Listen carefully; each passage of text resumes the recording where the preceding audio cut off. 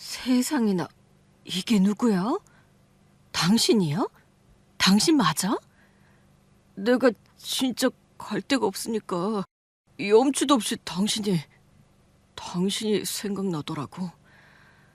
아이고, 이게 대체 무슨 꼴이냐고. 정말 매정하게 처자식 버리더니 이 꼴이 뭐냐고. 미안해, 내가 당신 볼 면목이 없다.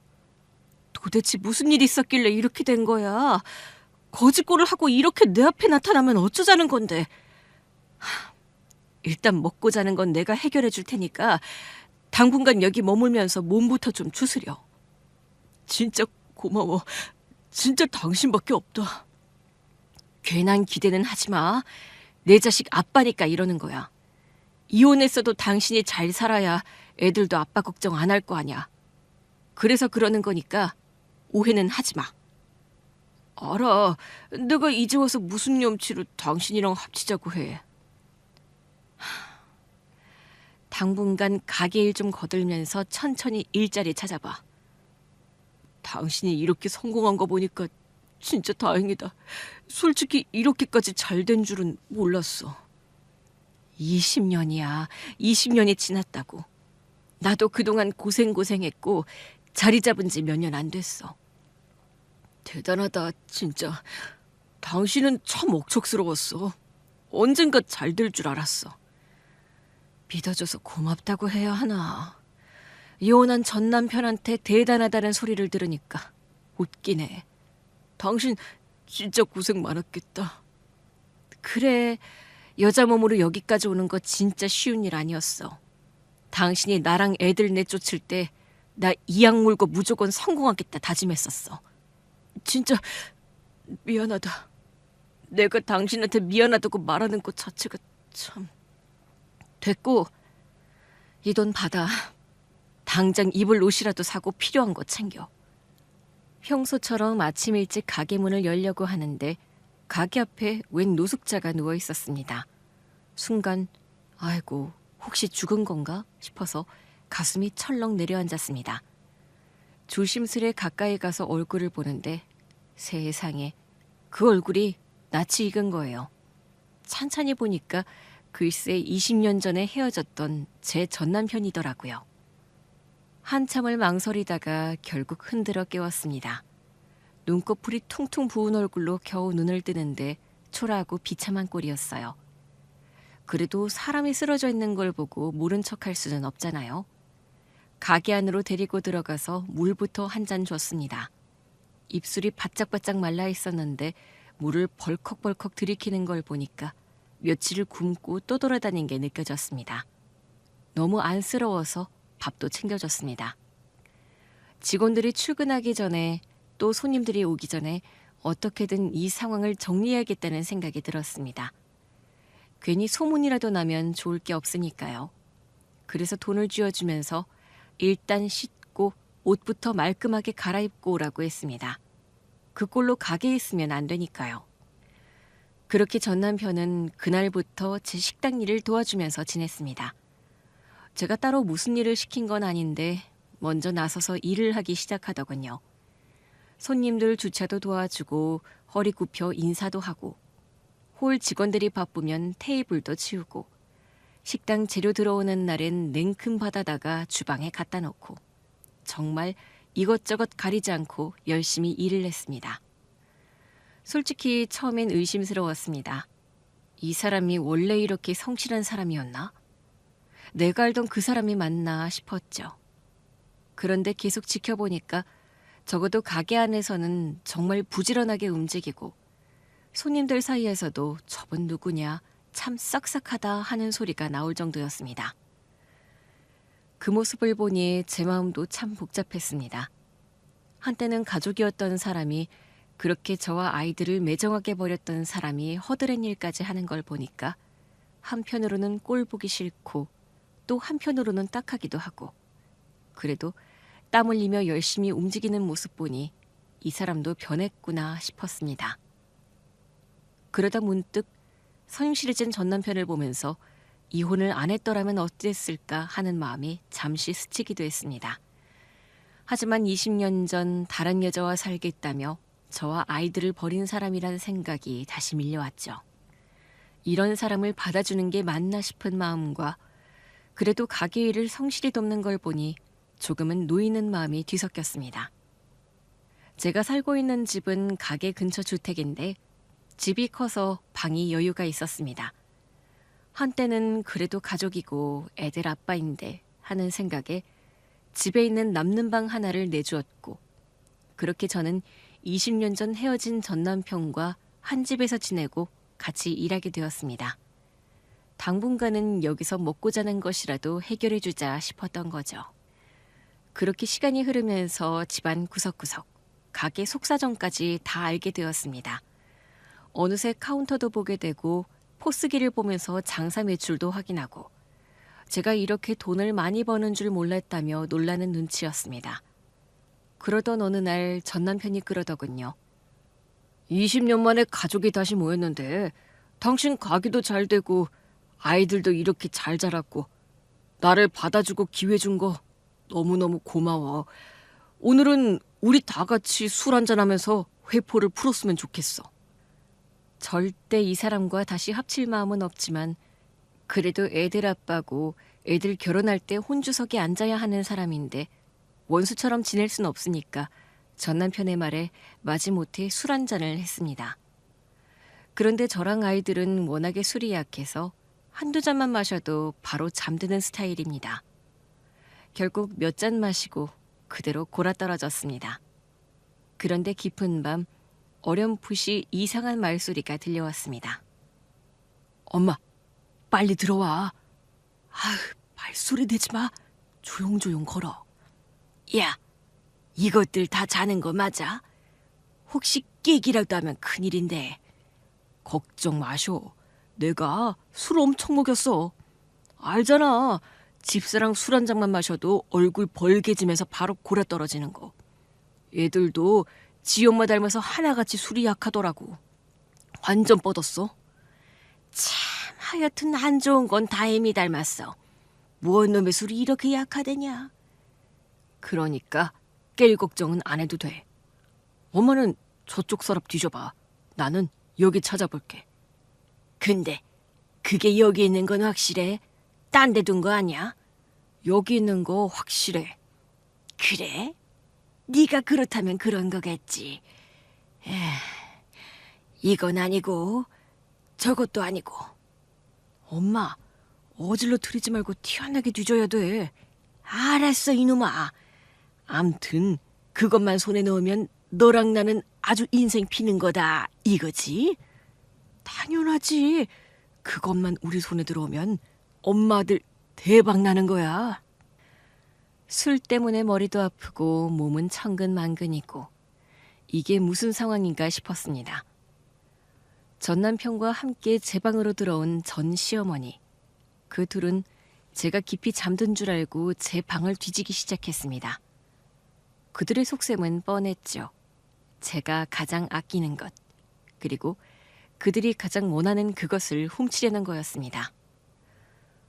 또다시 전 남편을 믿은 제가 바보였습니다. 한때는 가족이었고 아이들의 아빠라는 이유로 마음을 열었건만 결국 이런 식으로 또 배신을 당하다니. 저는 눈을 감은 채 꼼짝도 하지 못한 채로 그들을 지켜봤습니다. 잠시 후 전 남편과 시어머니는 원하는 것을 손에 넣은 듯 유유히 제 방을 빠져나갔습니다. 남겨진 저는 치가 떨릴 만큼 큰 배신감에 가슴이 저려오고 눈물이 차올랐지만 두려움에 눈조차 뜰 수가 없었습니다.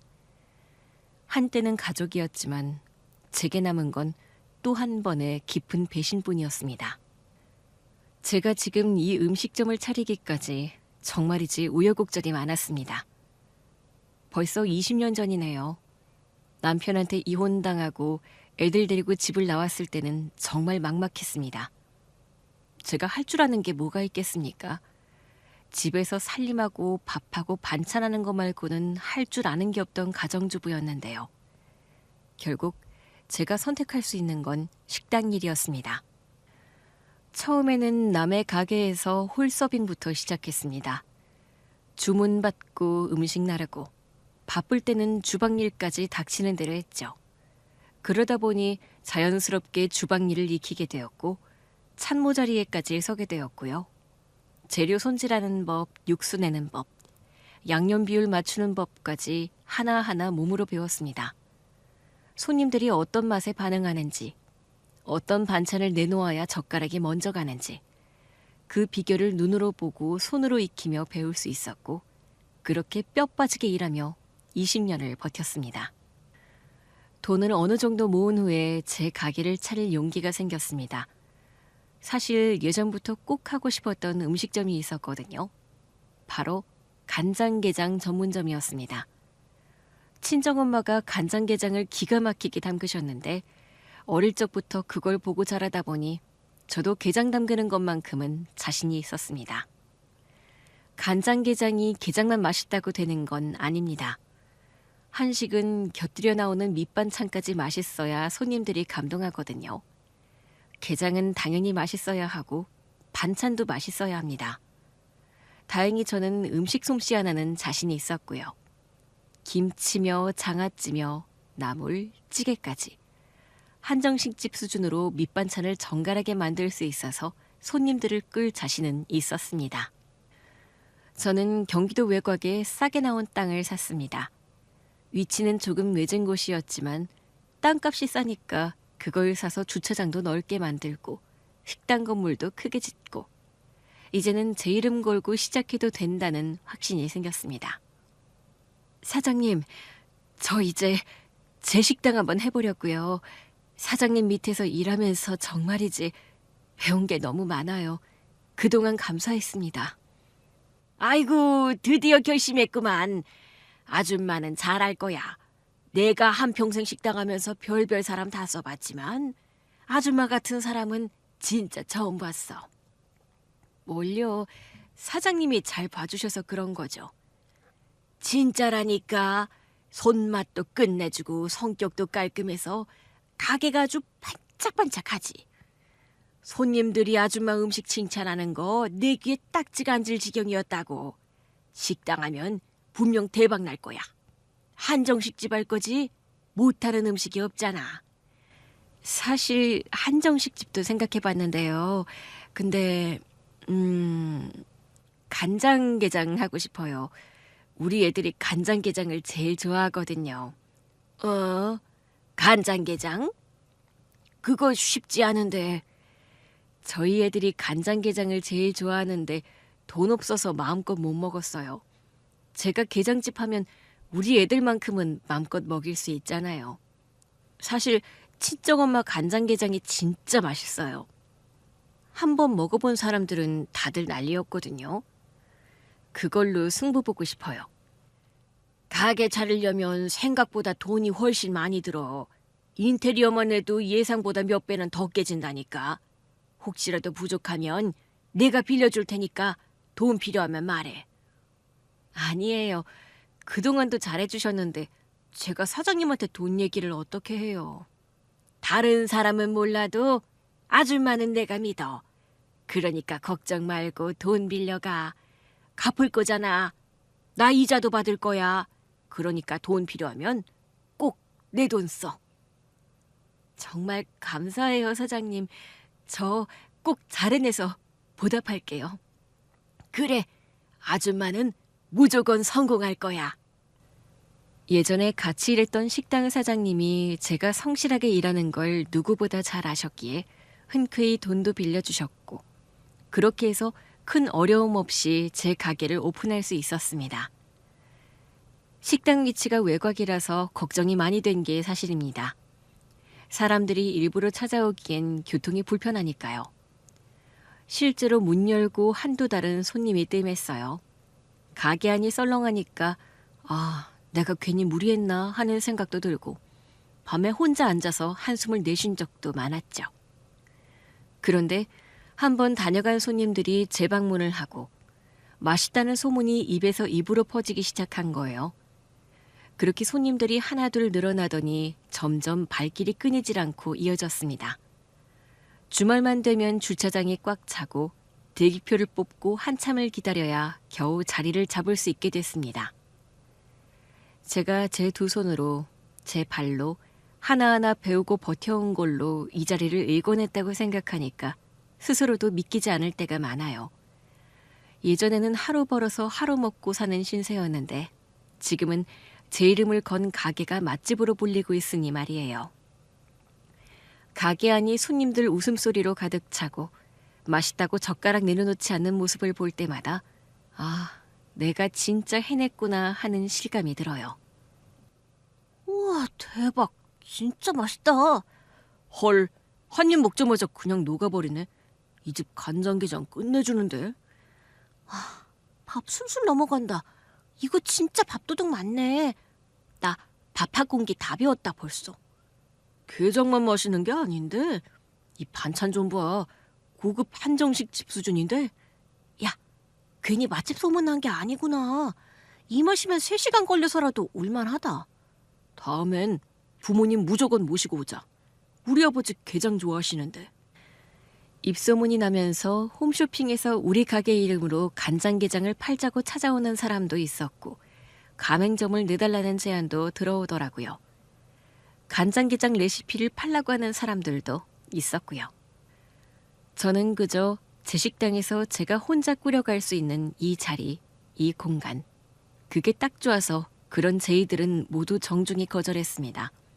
대신 멀리 이 외진 곳까지 일부러 발걸음 해주시는 손님들을 위해 오늘도 제 손으로 정성껏 음식을 내는 게 제일 큰 보답이라고 생각했습니다.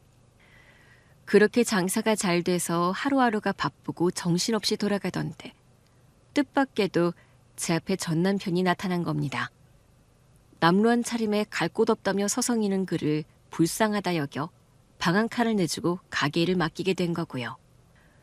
그런데 시간이 지나면서 전 남편은 점점 선을 넘기 시작했습니다.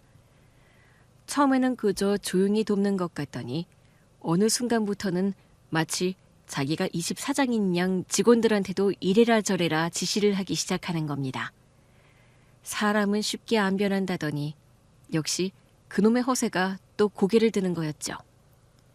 하루에도 몇 번씩 더 크게 벌 수 있는 방법이 있다느니 장사를 이렇게 하면 안 된다느니 입만 열면 허황된 소리를 늘어놓았습니다. 사업병이 도진 게 분명했습니다. 내 후배 중에 지금 백화점 식품관 MD 있는 애 있거든. 그놈한테 연락만 하면 바로 강남 백화점 식품관 입점 가능해. 완전 대박이지 않냐? 대박? 당신은 아직도 그런 허황된 소리를 하는구나? 백화점 싫어? 그럼 홈쇼핑은? 내가 아는 선배 중에 홈쇼핑 PD 있어. 내가 전화하면 바로 방송 잡을 수 있대. 당신 여기서 한 달 동안 버는 돈 거기선 하루면 벌 수 있어. 어때? 홈쇼핑? 반품 들어오고 불만 접수되고 그거 어떻게 감당할 건데? 아니, 당신은 왜 이렇게 스케일이 작아? 그러면 택배라도 하자. 요즘은 온라인이 대세야. 포장기계 하나만 들여놓으면 하루에도 수백 건씩 보낼 수 있다니까. 새벽 배송이니 뭐니 해서 전국 어디든 다음날 도착해. 그게 그렇게 쉽지 않아. 포장 과정에서 변질이라도 되면, 배송 사고라도 나면 손님한테 욕먹는 건 결국 나라고. 답답하다, 답답해. 그럼 가맹사업은 어때? 내가 아는 애들 중에 외식 브랜드 키운 사람들 몇 있어. 걔들이랑 손잡으면 당신 가게 전국으로 가맹점 만들 수 있어. 전국에 당신 식당 간판 쫙 깔린다고 상상해봐. 이름만 걸어놔도 돈이 눈덩이처럼 굴러온다니까. 당신은 그냥 본점만 지키고 있으면 돼. 나머진 내가 다 알아서 할게. 가맹점? 당신은 아직도 정신 못 차렸구나. 난 이 가게 하나면 충분해. 아휴, 내가 사장이었으면 벌써 크게 벌었을 텐데. 이렇게 금덩어리를 주고도 묻어만 두고 있으니 미련한 거냐, 멍청한 거냐. 당신 그놈의 사업병 때문에 쫄딱 망해서 거지꼴로 나 찾아온 거 아니야? 정신 좀 차려. 그리고 내 가게 일에 더 이상 참견하지 말고 얼른 다른 직장이나 알아봐. 언제까지 여기 있을 건데. 당신 나한테 너무한 거 아니야?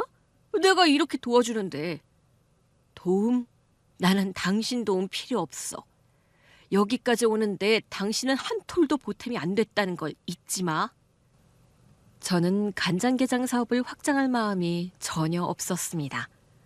전 남편이 아무리 백화점이니 홈쇼핑이니 떠들어도 제 귀에는 들어오지 않았습니다. 왜냐면 저는 알고 있었으니까요.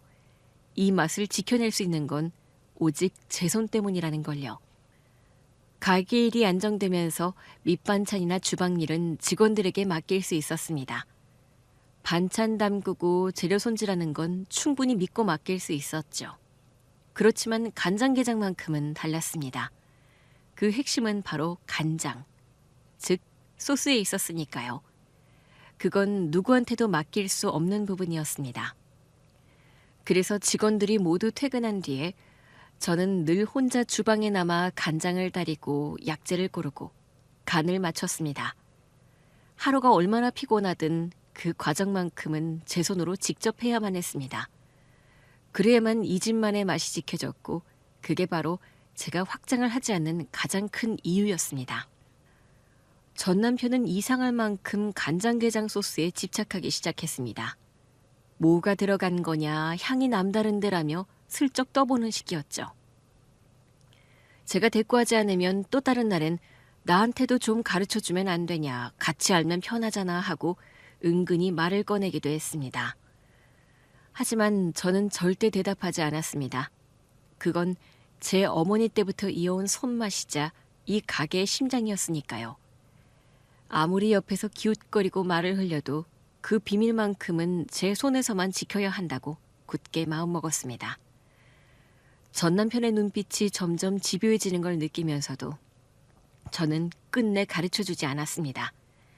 간장게장 레시피가 담긴 제 노트만큼은 절대 누구에게도 뺏기지 않겠다고 결심했습니다. 하지만 전 남편은 끝내 제 레시피 노트를 노리고 있었습니다. 제가 아무리 입을 다물고 가르쳐주지 않자 그는 결국 다른 방법을 쓰기로 마음먹은 모양이었습니다. 어느 날은 괜히 분위기를 잡는다며 술자리를 제안했고 저와 아이들에게 술잔을 권했죠. 술에 약한 우리는 금세 골아떨어졌고 바로 그 틈을 노려 전 시어머니를 불러들인 겁니다. 그날 밤 그 둘은 제가 가장 아끼던 공책을 꺼내들었습니다. 안에 빼곡히 적힌 간장게장 소스 레시피를 한 줄 한 줄 베껴갔습니다. 어머니에게서 이어받은 손맛의 비밀, 제 가게의 심장이자 제 인생 전부와도 같은 레시피 수첩이 결국 그들의 손에 넘어가고 말았던 겁니다. 사장님, 그거 들으셨어요? 요 옆에 불고기집이요. 불고기집? 왜? 장사 접는데? 거기 다른 거 들어온대요. 새로 뭐가 들어올래나. 뭐가 들어오든 장사가 잘 됐으면 좋겠다. 거기 간장게장 들어온대요. 뭐라고? 우리 바로 맞은편에 간장게장집이? 그게 단순히 간장게장집이 아니고 제가 며칠 전에 봤는데. 뭘 봤는데? 답답하게 하지 말고 빨리 얘기해봐. 며칠 전에 거기 공사 시작한다고 인테리어 업자들이랑 막 우르르 몰려왔었거든요. 그때 제가 흘낏 봤는데 사장님 전 남편분이 업자들 사이에서 막 지시하고 그러시던데요. 뭐? 확실해? 똑바로 본 거 맞아? 네, 사장님, 저희 이제 어떻게 해요? 바로 앞에 똑같은 간장게장집 생기면 장사 타격 있을 텐데. 레시피를 훔쳐간 전 남편은 얼마 지나지 않아 저의 가게 일을 그만두었습니다. 처음엔 그냥 떠난 줄 알았죠. 그랬던 며칠 뒤 믿기 힘든 소식을 들었습니다. 제 가게 바로 맞은편, 원래 불고기집이 있던 자리에 전 남편이 들어와 새 간판을 걸고 장사를 준비한다는 것이었습니다. 그 건물은 한 달 내내 분주했습니다.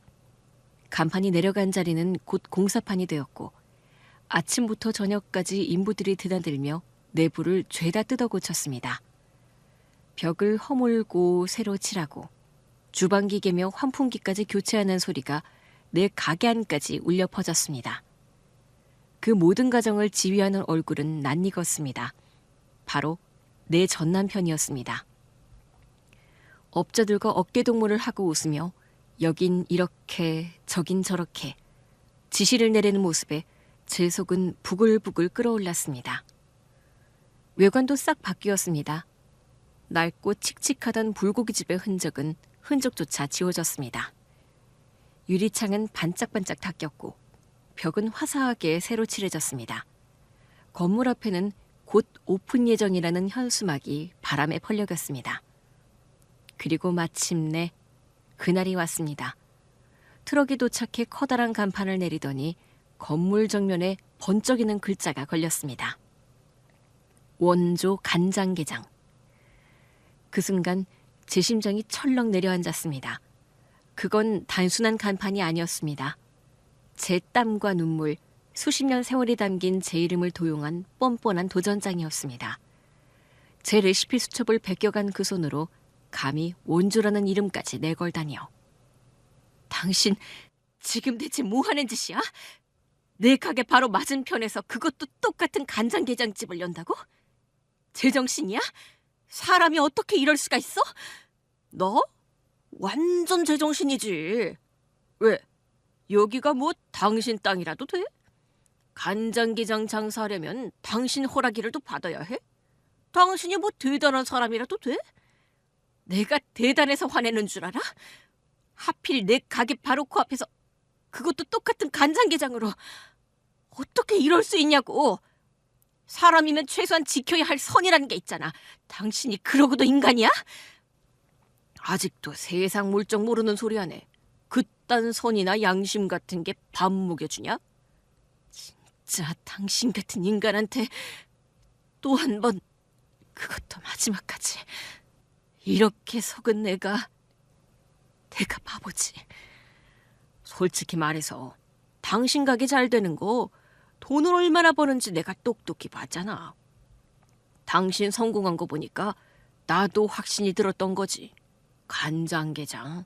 아, 이게 돈 되는 아이템이구나. 혹시나 사람이 변했나 했는데 은혜를 원수로 갚는구나. 은혜? 웃기고 있네. 이제부터 내가 당신 가게 손님들 싹 다 우리 가게로 쓸어갈 거니까 눈 똑바로 뜨고 봐. 손님들이 여기도 맛있다, 매장이 더 크고 깔끔하다며 전 남편의 가게로 몰렸습니다. 그 모습을 보니 순간 가슴이 철렁 내려앉았고, 그때 마치 이 순간을 기다리기라도 한 듯 전 시어머니가 제 가게 앞에 모습을 드러댔습니다. 두 팔을 떡하니 팔짱 끼고 입꼬리를 삐죽 올린 비우는 얼굴로 저를 노려보며 다가왔습니다. 아이고 며느님, 아니지. 이젠 며느리도 아니고 그냥 남이지. 그럼 뭐라고 불러야 하나? 사장님? 참 세상 돌고 돌아 이렇게 맞은편에서 장사로 마주치게 될 줄이야. 기가 막히다. 안 그러냐? 오랜만이네요, 어머님. 여기 가게는 손님이 듬성듬성 파리만 윙윙거리네. 우리 가게는 오늘도 대기번호 뽑느라 난리인데. 그래도 한때 가족이었는데 코앞에 똑같은 가게 차리고 비웃기까지 하시네요. 열심히 해봐라. 뭐 조만간 망하겠지만. 전 남편과 전 시어머니가 함께 차린 간장게장 식당은 손님이 정말 어마어마하게 몰렸습니다. 전 남편은 예전부터 허세와 과장에 능했는데 이번엔 그걸 마케팅에 제대로 써먹더군요. 각종 SNS에 사진을 올리고 진짜 원조는 우리 집이다라며 홍보를 퍼뜨렸습니다. 음식 사진에 현란한 문구를 붙여가며 공격적으로 손님들을 끌어모았죠. 반대로 제 가게는 점점 손님이 떨어져 나갔습니다. 원래 찾아주던 단골들도 막상 우리 가게 앞까지 와서는 맞은편 가게 인산인해를 보고는 발길을 돌리기도 했습니다. 손님이 저렇게 많으니까 저 집이 진짜 맛집인가 보다며 넘어가는 사람들도 늘어났습니다. 그 모습을 보니 속이 부글부글 끓었지만 겉으로는 꾹 참을 수밖에 없었습니다. 사장님, 제가 사실은 얼마 전에 앞에 새로 생긴 게장집에 한번 가봤거든요. 아, 그러셨구나. 그럴 수 있죠. 새로 생겼는데 한번 가보고 싶은 게 당연하죠. 모임에서 다들 거기 한번 가보자고 해서요. 새로 생겼다고 하니까 호기심에 저도 어쩔 수 없이 따라간 거죠. 어땠어요? 맛은 거기 게장 괜찮아요? 반찬은 어때요? 반찬도 잘 나와요? 사장님, 제가 이걸 정말 말해야 하나 말아야 하나 100번은 고민했는데 진짜 너무 놀라서 그냥 지나칠 수가 없겠더라고요. 간장게장 맛이요. 진짜 그냥 비슷한 정도가 아니라 여기랑 너무 똑같더라고요. 정말 깜짝 놀랐어요. 제 입이 막 소름이 돋을 정도였다니까요. 똑같다고요? 우리 게장하고 맛이 완전 똑같아요? 네, 진짜 거짓말 하나 안 보태고 그냥 이 집 게장이에요. 그냥 비슷한 정도가 아니라 간장 향이며 똑같았어요. 저는 사장님 레시피 그대로 옮겨놓은 줄 알았어요. 먹으면서 사장님이 여기에 게장 납품하는 줄 알았다니까요. 그 정도로 맛이 똑같아요? 물론 저는 여기가 원조고 진짜 백이 맛집인 거 누구보다 뻔히 아니까요. 그래서 다시 이렇게 찾아온 거예요. 그래도 사장님은 아셔야 할 것 같아서. 저 염려돼서 드리는 말씀이에요. 사장님 식당에서 일하던 직원이 레시피 빼간 거 아니에요? 저만 느낀 거 아니고요. 그날 같이 먹은 사람들이 이구동성으로 똑같이 말했어요. 손님 한두 명이 그런 말을 하는 게 아니었습니다. 여기저기서 들려오는 이야기가 다 같았습니다. 앞집이랑 게장 맛이 왜 이렇게 똑같냐? 밑반찬까지 구성이 너무 비슷하다. 두 집이 음식이 너무 똑같다. 사장님이 같은 분인 줄 알았다 등 이런저런 말들이 제 귀에 계속 들렸습니다. 저뿐만 아니라 저희 가게 단골 손님들조차 혼란스러워했고 그럴 때마다 제 속은 부글부글 끓어올랐습니다. 게다가 전 남편 가게는 단순히 가게 오는 손님만 상대하는 정도가 아니었습니다. 우리 가게처럼 발품 팔아 찾아오는 손님들에게만 국한되지 않았습니다. 전 남편은 전국을 대상으로 간장게장판을 만들어 놓았습니다. 아침마다 전 남편의 가게 앞에는 큼지막한 여러 대의 택배 차량이 서고 스티로폼 박스가 산더미처럼 쌓였습니다. 그 박스들이 줄지어 실려나가는 광경이 매일같이 눈앞에서 벌어졌습니다. 처음엔 도대체 저 많은 걸 어디로 보내나 싶었는데 우리 직원들이 귀띔을 해줬습니다. 전 남편이 요즘 SNS를 도배하다시피 하면서 간장게장 택배 주문을 받고 있는데 광고비를 퍼붓는지 검색만 하면 노출이 쏟아지고 그 덕분에 주문이 폭주한다는 겁니다. 거기서 끝이 아니었습니다. 온라인에서 조금 이름이 알려지자 이번엔 홈쇼핑까지 노린다는 소문이 돌았습니다. 조만간 저 식당 홈쇼핑 방송 나온다더라. 전 시어머니가 간장게장 달인이다 등 말도 안 되는 소리가 손님들 사이에서도 동네 상인들 입에서도 그런 얘기가 흘러나왔습니다. 그렇게 전 남편은 발빠르게 사업을 넓혀갔습니다. 택배며 SNS며 홈쇼핑까지. 온갖 통로를 다 열고 욕심을 부리며 이제는 어엿한 사업가라도 된 듯 흉내를 내고 있었습니다. 바로 제 눈앞에서 제가 평생 지켜온 이름과 손맛을 빼앗아 자기들 것처럼 팔아치우며 말이죠. 더 기가 막힌 건 간판이었습니다. 어느 날 보니 그 집 간판에는 큼지막하게 원조 간장게장 본점이라고 적혀 있었습니다. 마치 자기들이 원조라도 되는 양 뻔뻔하게 본점을 자처하고 있었습니다. 간판 한쪽에는 당당히 가맹문의 전화번호까지 붙어 있었습니다. 실제로 가맹문의 전화가 쏟아진다는 소리도 들려왔습니다. 그때 저는 깨달았습니다. 전 남편은 단순히 맞은편에서 장사를 하는 게 아니었습니다. 아예 저를 짓밟고 올라서서 제자리를 빼앗아 자기 이름으로 왕국을 세우려는 것이었습니다. 매일같이 실려나가는 택배 박스들, 길게 줄 선 손님들, 그리고 쉴 새 없이 울리는 가맹문의 전화들. 그 모든 게 제 피와 땀이 담긴 세월을 송두리째 집어삼키려는 칼날처럼 느껴졌습니다. 겉으로 보기엔 전 남편의 가게는 정말 승승장구하는 듯했습니다. 매일같이 손님이 북적이고 택배기사들이 허겁지겁 박스를 나르며 오갔습니다. 그 모습을 보며 아마 전 남편과 전 시모는 속으로 쾌재를 불렀을 겁니다. 봐라, 결국 내 방식이 옳았잖아. 이제 너는 끝난 거야. 우리는 이제 대박 터지는 거고. 그들은 그렇게 믿고 있었겠죠. 몇십 년 동안 간장게장과 씨름하며 가난하 잡으려고 몇 날 며칠을 버텨온 저의 땀과 시간 따위는 아랑곳하지 않고 오직 돈이 최고라는 자기들 방식이 통하는 것처럼 보였을 겁니다. 하지만 저는 알고 있었습니다. 그들의 호황은 오래가지 못할 거라는 걸요. 아니나 다를까 제 예상은 틀리지 않았습니다. 불과 몇 달도 지나지 않아 여기저기서 소문이 흘러들어오기 시작했습니다. 손님들이 맛이 이상하다. 처음엔 괜찮았는데 이틀 지나니 텁텁하다며 불만을 쏟아낸다는 이야기. 매장에선 환불 요구와 항의 전화가 빗발쳐 정신을 차릴 수 없다는 이야기를 말입니다.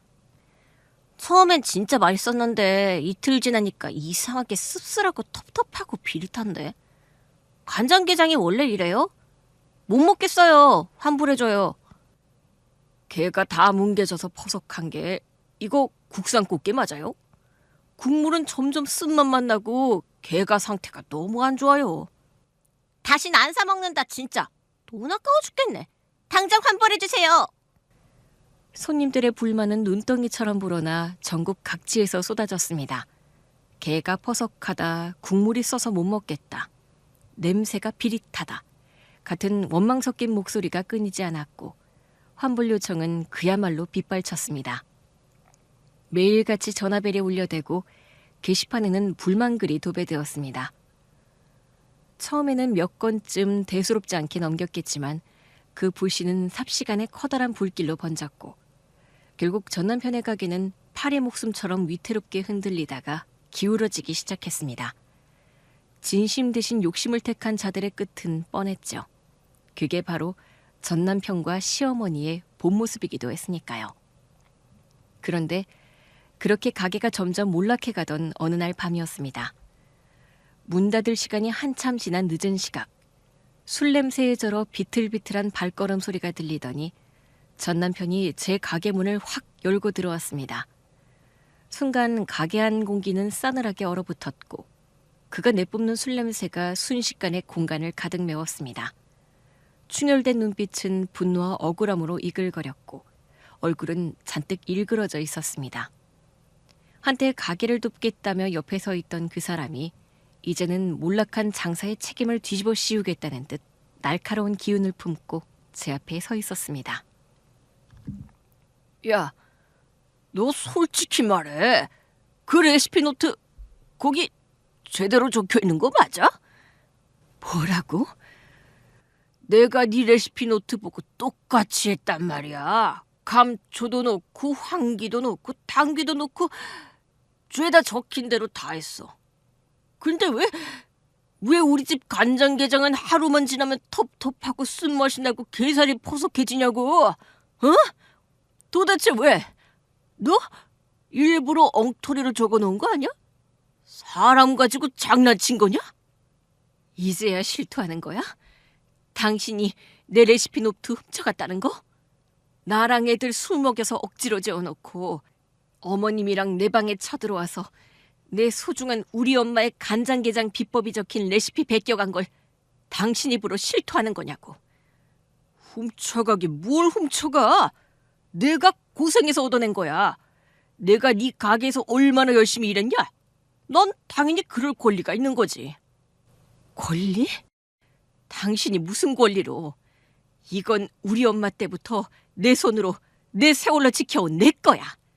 아이씨, 됐고. 왜 니네 집 게장은 왜 괜찮은 거냐고. 똑같이 했는데 왜 내 건 망가지냐고. 도대체 뭐가 다른 거야? 뭐가? 그게 궁금해? 그럼 경찰서 가서 물어보자고. 당신이 한 짓이 뭔지 알아? 나의 소중한 간장게장 레시피, 즉 나의 지적 재산을 훔쳐간 거야. 그거 깜빵 가는 범죄야. 뭐라고? 경찰서? 그래. 당신이 지금 내 앞에서 당신 입으로 다 실토했잖아. 당신이 그거 베껴갔다고. 다른 증거가 뭐가 필요해? 지금 당신 말한 거 CCTV에 다 녹화됐어. 아니, 그게... 당신이 어떤 꼴로 끝날지는 이미 정해져 있어. 내가 어떻게 하는지 두 눈 똑바로 뜨고 지켜봐. 사실 이 모든 건 저는 이미 이겨냈던 일이었습니다. 제가 가장 아끼던 레시피 수첩에는 감초, 황기, 당귀, 오가피, 청궁, 대추 같은 약재들의 이름과 그 무게, 비율까지 아주 상세하게 적혀 있었습니다. 언뜻 보면 그것만으로도 완벽한 비밀 레시피처럼 보였을 테죠. 그 노트를 손에 넣은 사람이라면 누구라도 이제 나도 똑같이 만들 수 있겠다 하고 착각했을 게 분명합니다. 하지만 진짜 핵심은 그 노트에는 없습니다. 저는 그 약재들을 절대 간장에 통째로 넣지 않았습니다. 겉보기엔 번거롭고 시간도 많이 드는 과정이지만 저는 반드시 따로따로 다려냈습니다.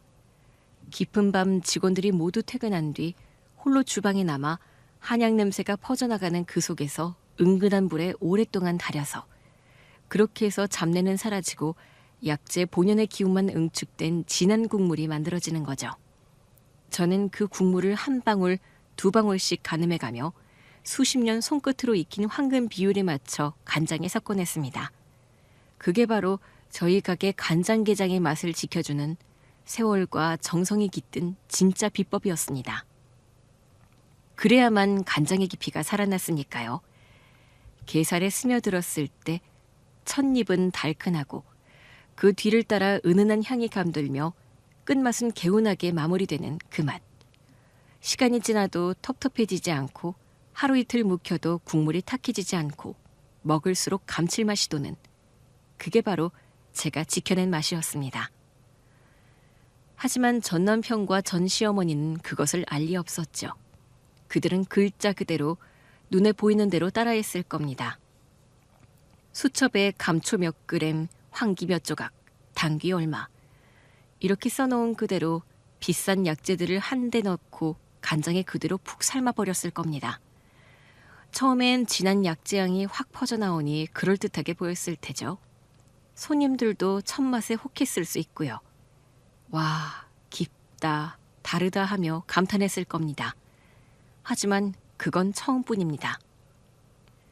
시간이 조금만 지나면 약재의 떫은 기운이 간장 전체를 잠식했을 거고 국물은 텁텁해지고 끝맛에는 알싸한 쓴맛이 올라오겠죠.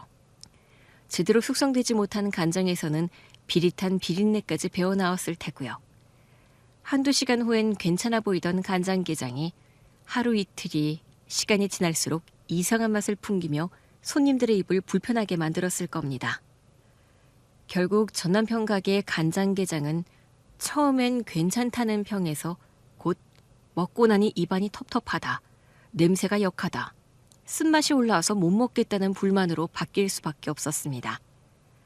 제가 피땀으로 갈고 닦은 정성의 맛은 하루아침에 흉내낼 수 있는 게 아니었고 그 차이는 시간이 지나면서 적나라하게 드러났던 겁니다. 전 남편의 입에서 내가 너 수첩 보고 똑같이 했단 말이야 라는 말이 튀어나온 순간 저는 오히려 속이 뻥 뚫렸습니다. 드디어 자기 입으로 다 실토해버린 거니까요. 그간 제가 마음속으로 벼르고 있던 순간이 바로 찾아온 겁니다. 사실 저는 이미 알고 있었습니다. 술에 취한 틈을 타 전 남편과 전 시모가 제 방을 뒤져 레시피 수첩을 베껴갔다는 걸요. 하지만 저는 모른 척했습니다. 아니, 정확히 말하면 일부러 보게 둔 겁니다. 전 남편은 어떻게든 제 비법을 훔치려 할 게 분명했죠. 차라리 애써 감추고 실랑이를 벌이느니 스스로 손에 넣었다고 착각하게 만드는 게 낫겠다 싶었습니다. 오히려 제 손으로 미끼를 던져준 셈이었습니다. 제가 써둔 수첩은 얼핏 보면 모든 게 다 적혀있는 것처럼 보입니다. 약재 이름도 분량도 간장 비율도 하나하나 빠짐없이 기록되어 있었으니까요. 누구라도 그걸 손에 넣으면 이제 완벽하다 착각했을 겁니다. 저는 바로 그 착각이 필요했습니다. 그래야 그들이 더 크게 판을 벌이고 더 깊게 빠져들어 결국엔 스스로 무너질 테니까요. 다시 말해 그 수첩은 저의 피땀 어린 기록이자 동시에 그들에게는 덫이었습니다. 희망이라 믿고 움켜쥔 순간 그것이 곧 파멸의 씨앗이 될 거라는 걸 저는 처음부터 알고 있었습니다. 그리고 마침내 파멸의 때가 온 겁니다. 저는 다음날 바로 경찰서를 찾아갔습니다. 상담 창구에 앉아 모든 사실을 하나하나 차분히 말했습니다. 제 전 남편이 제 레시피 수첩을 훔쳐 베끼고 그걸로 장사를 하고 있습니다. 본인 입으로 실토한 녹취도 있습니다. 담당 형사가 전 남편과의 악연을 가만히 들어주시더군요. 이건 명백히 지적재산권 침해에 해당됩니다. 레시피 수첩이 창작물로 인정되면 저작권법 위반으로도 갈 수 있고 영업비밀 침해죄로 형사처벌도 가능합니다. 손해배상 청구도 당연히 가능하고요. 요즘 이런 케이스가 엄청 많아요. 20년 전 바람이 나서 어린 자식들과 저를 버리고 떠났던 그 인간. 위자료 한 푼, 양육비 한 푼조차 내지 않고 뻔뻔하게 사라졌던 세월. 저는 애들 먹여 살리느라 하루하루를 버텨내느라 바빠서 그때는 그 인간에게 단 한마디도 제대로 하지 못했습니다. 분노 대신 체념으로, 울분 대신 자책으로 그렇게 바보같이 참고 살아야 했던 날들이 이어졌죠. 고소장이 접수되고 수사가 시작되자 전 남편의 가게는 순식간에 더 큰 위기에 몰렸습니다. 이미 손님 불만과 환불 요청에 휘청거리던 상황에서 레시피 절도 사건이라는 꼬리표까지 붙자 여론은 순식간에 돌아섰습니다. 언론에까지 흘러들어가 도둑 레시피로 장사한 가짜 맛집이라는 기사까지 뜨면서 가게는 손님들의 비난으로 초토화됐습니다. 법적으로도 결과는 분명했습니다. 레시피 수첩은 단순한 메모장이 아니라 제가 수십 년간 연구하고 정리한 창작물이자 영업비밀로 인정됐습니다. 변호사 상담을 거쳐 저작권법 위반, 부정경쟁방지법 위반, 영업비밀 침해까지 모두 걸었습니다. 형사처벌과 별도로 민사 손해배상 청구까지 진행됐습니다. 전 남편은 그냥 집안 음식법 좀 옮겨 적은 거라 생각했다며 발뺌했지만 이미 제 손에는 그가 직접 내뱉은 내가 너 수첩 보고 똑같이 했단 말이야 라는 녹취가 있었습니다.